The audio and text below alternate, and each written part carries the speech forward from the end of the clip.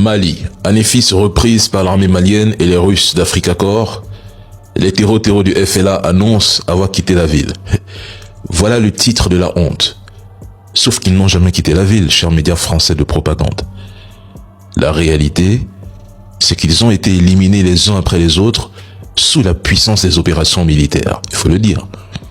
Ils ont été effacés de la surface du globe terrestre. Plusieurs chefs terreaux ont été neutralisés et des centaines de terreaux désillusionnés ont été éliminés par l'armée. Ils n'ont pas résisté à la puissance de feu déployée sur le terrain. Et cela pose une question essentielle. Le Mali aurait-il pu enchaîner ses victoires sans son réarmement sous Assimi Goïta? Le Mali aurait-il obtenu les mêmes résultats sans diversifier ses partenariats militaires, notamment avec la Russie?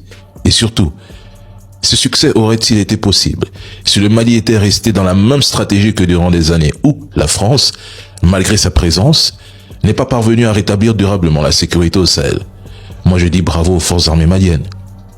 Vous avez, une fois de plus, démontré au monde que le Mali souverain, réarmé et déterminé est capable de reprendre le contrôle de son territoire par la force et la stratégie, là où d'autres ont passé une décennie à patrouiller sans jamais vaincre. Des centaines de terreaux éliminés, des convois ennemis détruits, des positions stratégiques consolidées.